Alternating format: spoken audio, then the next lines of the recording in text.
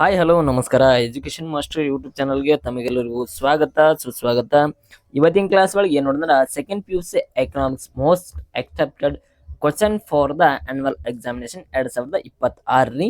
2026ಕ್ಕೆ ಬಹು ನಿರೀಕ್ಷಿತ ಪ್ರಶ್ನೆಗಳನ್ನ ನಾವು ನೋಡೋಣ. ನಮ್ಮ ಚಾನಲ್ ಇನ್ನ ಯಾರು ಸಬ್ಸ್ಕ್ರೈಬ್ ಮಾಡಿಲ್ಲ ಹಾಗೆ ಸಬ್ಸ್ಕ್ರೈಬ್ ಮಾಡ್ರಿ, ಹಾಗೆ ಸಪೋರ್ಟ್ ಮಾಡ್ರಿ. ವಿಡಿಯೋನ ಎಲ್ಲೂ ಸ್ಕಿಪ್ ಮಾಡಿಬಿಡ್ರಿ, ಸ್ಕಿಪ್ ಮಾಡ್ರೆ ನಿಮಗೆ ಲಾಸ. ದ್ವಿತೀಯ ಪಿ ಯು ಸಿ ಅರ್ಥಶಾಸ್ತ್ರ 4 ಅಂಕದ ಪ್ರಶ್ನೆಗಳನ್ನ ನೋಡೋಣ್ರಿ. ಫಿಕ್ಸ್ ಕ್ವಶನ್ ಇವು ವೆರಿ ಇಂಪಾರ್ಟೆಂಟ್. ಇವನನ್ನ ನೀವು ಜಾಸ್ತಿ ಒತ್ತು ಕೊಡಬೇಕ್ರಿ ಎಕ್ಸಾಮ್ ಒಳಗ. ಸೂಕ್ಷ್ಮ ಅರ್ಥಶಾಸ್ತ್ರ ಮತ್ತು ಸಮಗ್ರ ಅರ್ಥ ಎರಡೂ ಕೂಡಿ ಒಂದೇ ವಿಡಿಯೋದಲ್ಲೇ ಕಂಪ್ಲೀಟ್ ಮಾಡೋಣ್ರಿ. ಫಸ್ಟ್ ಯಾವ್ದಂದ್ರ ಮೈಕ್ರೋ ಎಕನಾಮಿಕ್ಸ್. ಮೈಕ್ರೋ ಎಕನಾಮಿಕ್ಸ್ ಅಂದ್ರೆ ಏನ್ರಿ? ಸೂಕ್ಷ್ಮ ಅರ್ಥಶಾಸ್ತ್ರ. ಸೂಕ್ಷ್ಮ ಅರ್ಥಶಾಸ್ತ್ರದಲ್ಲಿ ಬರುವಂತಹ 4 ಅಂಕದ ಪ್ರಶ್ನೆಗಳನ್ನ ನಾವು ನೋಡೋಣ. ಯಾರು ಈಗ ಫಸ್ಟ್ ಟೈಮ್ ನೋಡಿದ್ರ ಆಗ ಸಬ್ಸ್ಕ್ರೈಬ್ ಮಾಡ್ರಿ, ಆಗ ನಮ್ಗೆ ಸಪೋರ್ಟ್ ಮಾಡ್ರಿ. ಯಾಕಂದ್ರ ನೀವು ಎಕ್ಸಾಮ್ದಲ್ಲಿ ಯಾರು ಫೇಲ್ ಆಗಬಾರ್ದು. ಇಂಪಾರ್ಟೆಂಟ್ ಕ್ವಶನ್ ಅದಾವ, ವೆರಿ ಇಂಪಾರ್ಟೆಂಟ್ ಅದಾವ. ಅವುಗಳನ್ನ ಏನ್ ಮಾಡ್ಬೇಕಂದ್ರ ನೀವು ಸರಿಯಾದ ರೀತಿಯಲ್ಲಿ ಉಪಯೋಗ ಮಾಡ್ಕೋಬೇಕ್ರಿ. ಯಾರು ಅಂಜಬೇಡ್ರಿ, ಯಾಕಂದ್ರೆ ಎಕ್ಸಾಮ್ ಭಾಳ ಸರಳ ಅದ.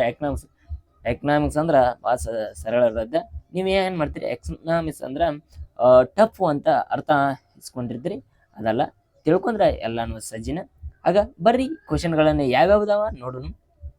ಫಸ್ಟ್ ಒನ್, ಉತ್ಪಾದನಾ ಸಾಧ್ಯತಾ ಗಡಿಯನ್ನ ಸಂಕ್ಷಿಪ್ತವಾಗಿ ವಿವರಿಸಿರಿ. ಉತ್ಪಾದನಾ ಸಾಧ್ಯತಾ ಗಡಿಯನ್ನ ಸಂಕ್ಷಿಪ್ತವಾಗಿ ವಿವರಿಸಿರಿ. ತದನಂತರ ಸೆಕೆಂಡ್ ಒನ್ ರೀ, ಒಂದು ಆರ್ಥಿಕತೆಯ ಕೇಂದ್ರೀಯ ಸಮಸ್ಯೆಗಳನ್ನ ಸಂಕ್ಷಿಪ್ತವಾಗಿ ವಿವರಿಸಿರಿ. ಥರ್ಡ್ ಒನ್ ರೀ, ಸರಳ ಆರ್ಥಿಕತೆಯ ಬಗ್ಗೆ ವಿವರಿಸಿರಿ. Third one. ಫೋರ್ತ್ ಒನ್, ಬದಲಿ ಸರಕು ಮತ್ತು ಪೂರಕ ಸರಕುಗಳ ನಡುವಿನ ವ್ಯತ್ಯಾಸಗಳನ್ನ ಬರೆಯಿರಿ. Write the difference between the substitute goods and complementary goods. ತದನಂತರ ಬಜೆಟ್ ಗಣವನ್ನ ರೇಖಾಚಿತ್ರ ಸಹಾಯವನ್ನ ವಿವರಿಸಿರಿ. ನಿಮ್ಮ ರೇಖಾಚಿತ್ರವನ್ನ ತೆಗಿತೀರಿ. ಬಜೆಟ್ ರೇಖೆಯ ಗಣವನ್ನ ರೇಖಾಚಿತ್ರ ತೆಗೆದ ಮೇಲೆ ಅದರ ವಿವರಣೆಯನ್ನ ಸಂಕ್ಷಿಪ್ತವಾದ ವಿವರಣೆ ಮಾಡ್ಬೇಕ್ರಿ. ನಿಮ್ಮ ಬಿಟ್ಟು ಬರಂಗಿಲ್ಲ. ಡೈಗ್ರಾಮ್ ತಗೊಂಡು ಮಾಡಿಸ್ಕೊಡ್ತಾರ, ಹಿಂಗೆ ಊಹಿ ಇಟ್ಕೋಬೇಡ್ರಿ. ಇಲ್ಲಿ ಎಕ್ಸ್ಪ್ಲೇನ್ ಮಾಡ್ಬೇಕ ಬಜೆಟ್ ರೇಖೆದು.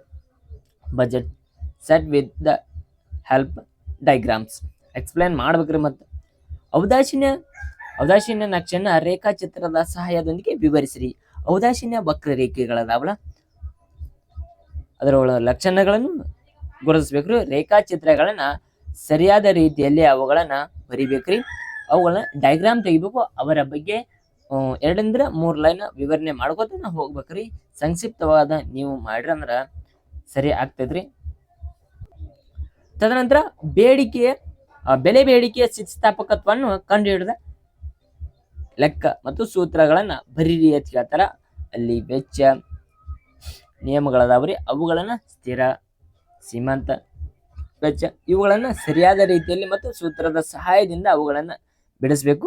ಮಾರುಕಟ್ಟೆಯ ಬೇಡಿಕೆ ಕಂಡು ಹಿಡಿಯುವ ಲೆಕ್ಕ, ಅವುಗಳನ್ನ ಸರಿಯಾದ ರೀತಿಯಲ್ಲಿ ನೋಡ್ಬೇಕ್ರಿ. ನೀವು ಪ್ರತಿ ಬಂದನ್ನ ಇಲ್ಲಿ ಇಂಪಾರ್ಟೆಂಟ್ ಕ್ವಶನ್ ಅಥವಾ ಉದ್ಯಮ ಘಟಕಗಳ ಪೂರೈಕೆ ನಿರ್ಧಾರಗಳನ್ನ ವಿವರಿಸಿ. Explain the determinants of the firm supply. ಅಂದ್ರೆ ಘಟಕಗಳು, ಸಂಸ್ಥೆಗಳನ್ನ ಇಲ್ಲಿ ಫಾರ್ಮ್ ಸಂಸ್ಥೆಗಳು ಹಾಕವ್ರಿ. ಉದ್ಯಮದ ಘಟಕಗಳಂದ್ರ ಫಾರ್ಮ್. ಪೈಪೋಟಿಯ ಗುಣಲಕ್ಷಣಗಳನ್ನ ವಿವರಿಸಿ. ಇದು ಮೋಸ್ಟ್ ಇಂಪಾರ್ಟೆಂಟ್. ಯಾಕಂದ್ರ ಎಲ್ಲ ಎಕ್ಸಾಮ್ಗಳು ಈ ಕ್ವಶನ್ ಇಲ್ದಾನ ಕ್ವಶನ್ ಪೇಪರ್ ರೆಡಿ ಆಗಂಗಿಲ್ರಿ.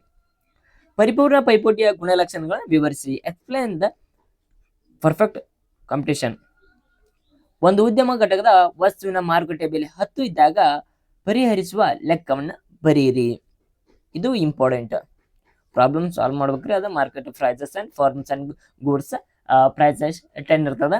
ಅದನ್ನ ನೀವು ಸರಿಯಾದ ರೀತಿಯಲ್ಲಿ ಉಪಯೋಗ ಮಾಡಬೇಕು ಎಂಬುದನ್ನು ತಿಳಿಸ್ತಾರ. ತದನಂತರ ಪರಿಪೂರ್ಣ ಪೈಪೋಟಿ ಉದ್ಯಮ ಘಟಕದ ಒಟ್ಟು ಆದಾಯ TRTC ಮತ್ತು total price, market price AR ಕಂಡು ಹಿಡಿಬೇಕ್ರಿ. ಕಂಡು ಹಿಡಿದ ಈ ನಿಯಮಗಳನ್ನ ಸಂಕ್ಷಿಪ್ತ ವಿವರದಲ್ಲಿ 4 ಮಾರ್ಕ್ಸ್ ಬರಿಬೇಕಾರ. ಇಲ್ಲಂದ್ರೂ 1.5 ಪೇಜರ್ ಆಗ್ಬೇಕ್ರಿ. ಕೂಲಿ ನಿರ್ಧಾರ ರೇಖಾಚಿತ್ರ ಸಹಾಯದಿಂದ ವಿವರಿಸಿರಿ. ಶ್ರಮದ ಮಾರುಕಟ್ಟೆಯಲ್ಲಿ ಕೂಲಿ ಯಾವ ತರ ನಿರ್ಧಾರ ಆಗ್ತದ ಆ ಡೈಗ್ರಾಮ್ ತೆಗಿಬೇಕು. ಆ ಡೈಗ್ರಾಮ್ ತೆಗೆದು ಆ ಡೈಗ್ರಾಮ್ ಸಹಾಯದಿಂದ ಆ ಡೈಗ್ರಾಮ್ ಮಾರುಕಟ್ಟೆಯ ಕೂಲಿ ಹಾಗೂ ಶ್ರಮದ ಮಾರುಕಟ್ಟೆಯನ್ನ ವಿವರಣೆ ಮಾಡ್ಕೊತಾ ಹೋಗ್ಬೇಕ್ರಿ. ಅದನ್ನ ಸರಿಯಾದ ರೀತಿಯಲ್ಲಿ ನೀವು ಮಾಡ್ತೀರಿ ಎಂಬುದನ್ನ ಗೊತ್ತೈತಿ. ಅಲ್ಲಿ ಎಕ್ಸ್ಪ್ಲೈನ್ ಜಾಸ್ತಿ ಇರಬೇಕ್ರಿ ಎಂಬುದನ್ನ labour market with the help of diagram. ತದನಂತರ ಬೆಲೆಯ ಮಿತಿ ಎಂದರೇನು, ರೇಖಾಚಿತ್ರದೊಂದಿಗೆ ವಿವರಿಸಿರಿ. ಪ್ರೈಸ್ ಸೆಲ್ಲಿಂಗ್, ಇಲ್ಲಿ ಬೆಲೆ ಮಿತಿ, ಇದನ್ನ ಸರಿಯಾದ ರೀತಿಯಲ್ಲಿ ವಿವರಣೆ ಮಾಡಬೇಕು. ವಿತ್ ಏನ್ ಮಾಡ್ಬೇಕಂದ್ರ ಎಕ್ಸ್ಪ್ಲೈನ್ ವಿತ್ ಡಯಾಗ್ರಾಮ್ ಮಾಡಬೇಕು. ಅದನ್ನ ಸರಿಯಾದ ರೀತಿಯಲ್ಲಿ ಕ್ವಶನ್ ನೋಡ್ಕೊರಿ, ಆಗ ಆನ್ಸರ್ಗಳನ್ನ ಸರಿಯಾದ ರೀತಿಯಲ್ಲಿ ಬರೀರಿ. ತದನಂತರ ಸಮತೋಲನದ ಮೇಲೆ ಏಕಕಾಲದ ಪಲ್ಲಟದ ಪರಿಣಾಮವನ್ನು ತೋರಿಸುವ ಕೋಷ್ಟಕವನ್ನು ಬರೆಯಿರಿ. Write a table showing the effect ಗಳನ್ನ ಮಾರ್ಕೆಟ್ ಇಕ್ವಿಲಿಬ್ರಿಯಂ ಏನು ಸರಿಯಾದ ರೀತಿಯಲ್ಲಿ ಬರಿಬೇಕು ಎಂಬುದನ್ನು ತಿಳಿಸ್ತಾರ. ನೀವು ಸರಿಯಾದ ರೀತಿಯಲ್ಲಿ ನೋಡ್ಕೊಂಡ್ ಬರ್ರಿ. ಇಲ್ಲಿ ಇಂಗ್ಲಿಷ್ ಮೀಡಿಯಂ ಹಾಗೂ ಕನ್ನಡ ಮೀಡಿಯಂ ಎರಡನ್ನೂ ಅದಾವ, ಸರಿಯಾದ ರೀತಿಯಲ್ಲಿ ನೀವು ಓದ್ಕೋರಿ. ತದನಂತರ ಮ್ಯಾಕ್ರೋ ಎಕನಾಮಿಕ್ಸ್ ಅಂದ್ರೆ ಸಮಗ್ರ ಅರ್ಥಶಾಸ್ತ್ರ. ಸಮಗ್ರ ಅರ್ಥಶಾಸ್ತ್ರ ಅಂದ್ರ ಉಗಮ ಅಥವಾ ಹುಟ್ಟುವನ್ನು ವಿವರಿಸಿರಿ. ಇಲ್ಲಿ explain the emergence or birth of macroeconomics ಇದನ್ನ ಸರಿಯಾದ ರೀತಿಯಲ್ಲಿ ಉಪಯೋಗ ಮಾಡ್ಕೋಬೇಕ್ರಿ. ತದನಂತರ ಅಭಿವೃದ್ಧಿ ಹೊಂದಿದ ಮತ್ತು ಅಭಿವೃದ್ಧಿಶೀಲ ದೇಶಗಳ ಎರಡು ಸರ್ಕಾರ ಮತ್ತು ಕುಟುಂಬ ವಲಯಗಳ ಪಾತ್ರವನ್ನು ವಿವರಿಸಿ. ಸರ್ಕಾರ ಮತ್ತು ಕುಟುಂಬ ವಲಯದ ಇದು fix question very very important. ಇದು ಎಕ್ಸಾಮ್ಗೆ ಬರ್ತದ. ಇಂಪಾರ್ಟೆಂಟ್ ಕ್ವಶನ್ ಒಳಗ ಅದು ಬಹಳ ಇಂಪಾರ್ಟೆಂಟ್ ರೀ.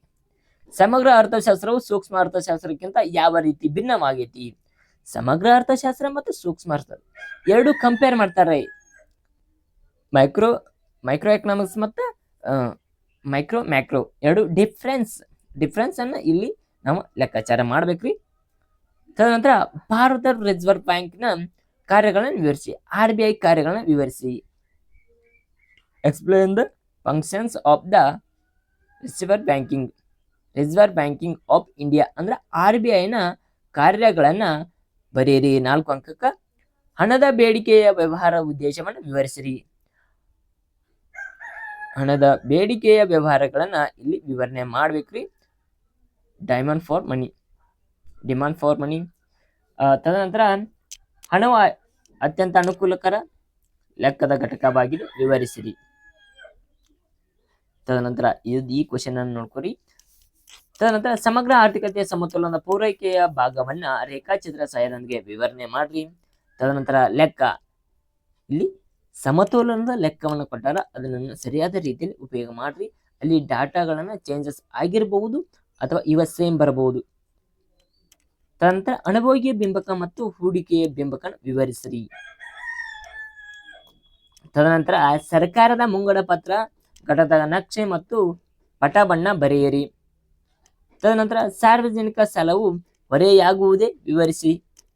ಎಕ್ಸ್ಪ್ಲೇನ್ ಮಾಡ್ಬೇಕ್ರಿ ಸರಿಯಾದ ರೀತಿಯಲ್ಲಿ. Public debit become. ತದನಂತರ ಸಂದಾಯ ಬಾಕಿಯ ಚಾಲ್ತಿ ಖಾತೆಯ ಘಟಕಗಳ ನಕ್ಷೆ ಮತ್ತು ಪಟ್ಟವನ್ನ ಬರೆಯಿರಿ.